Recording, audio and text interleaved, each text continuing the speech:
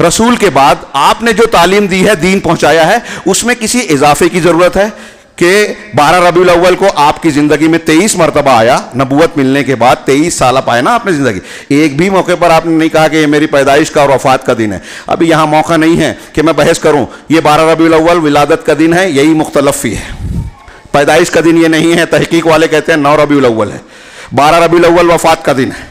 ये number 1। Number 2, अल्लाह के रसूल सल्लल्लाहु अलैहि वसल्लम ने अपना या किसी नबी का विलादत का दिन मनाने का हुक्म दिया, इजाजत दी, सहाबा कराम ने मनाया। अभी हमने बात की कि अल्लाह के रसूल से सहाबा ने जैसी मोहब्बत की दुनिया में किसी मोहब्बत करने वाले ने किसी महबूब से न की और न कर सकता है। लेकिन जुलूस नहीं निकाला, महफिल मिलाद मुनक्किद नहीं की, आपकी विलादत के दिन का एहतमाम नहीं किया।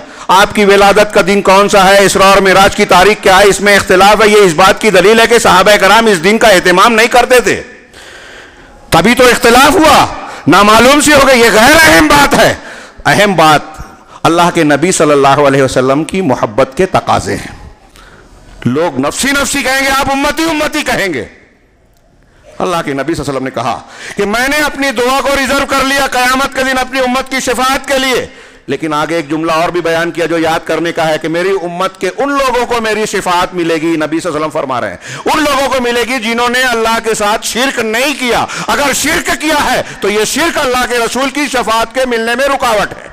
महफिल मिलाद में जो लोग ये कहते हैं कि अल्लाह के रसूल हाजिर हो गए, सुनते हैं वो शिर्क कर रहे हैं। मिंबर रसूल से कह रहा हूं, बुरा लग रहा है, नाराजगी हो रही है, नाराजगी होने के साथ साथ तहकीक करें, इसलिए कि आपकी और मेरी आखिरत का ताल्लुक है इस बात से।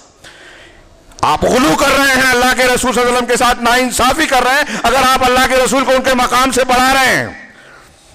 कोई महफिल मिलाद और साल में एक मरतबा जुलूस निकालने को मोहब्बत रसूल का मुजाहिरा समझता है, कोई और बिदात और खुराफात करके समझता है कि मैंने दीन का और रसूल का हक अदा कर दिया। हरगिज नहीं।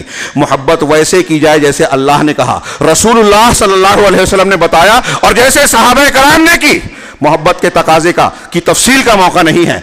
उनकी इत्तिबा की जाए, उनकी तौकीर की जाए, उन पर दरूद भेजा जाए, उनके हुकूक को का लिहाज किया जाए, उनको दूसरों के मुकाबले में तरजीह दी जाए। अल्लाह के रसूल सल्लल्लाहु अलैहि वसल्लम की बात के आगे दुनिया के किसी भी इंसान की बात को ना किया जाए। आपकी शरीयत को शरीयत माना जाए, किसी और के हलाल हराम और शरीयत को न माना जाए। आपने जब फतवा दिया तो हम वही फतवा देवें। आपने जिसको हलाल कहा वही हम हलाल कहें, जिसको हराम कहा हम हराम कहें। आपने जिस चीज को कहा कि ऐसे लेटना है, ऐसे बैठना है, वही कहें। यह मोहब्बत का तकाजा है। लेकिन आज बहुत सारे मुसलमान ये मानने के लिए तैयार ही नहीं है।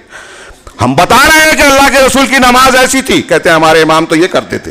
अल्लाह के रसूल सल्लल्लाहु अलैहि वसल्लम ने कभी मीलाद नहीं बनाई। कहा इतने सारे लोग बेवकूफ हैं क्या, इतने लोग मनाते हैं, भीड़ भाड़ करते हैं, जुलूस निकलता है और फला फला चीज का जो है एहतराम से जो है मुजाहिरा किया जाता है, तो हम इसको बनाएंगे, अल्लाह के रसूल की क्यों माने। अल्लाह के नबी सल्लल्लाहु अलैहि वसल्लम की बात आ गई, इमाम की बात मानते हैं, पीर साहब की बात मानते हैं, मुफ्ती साहब का फतवा मानते हैं।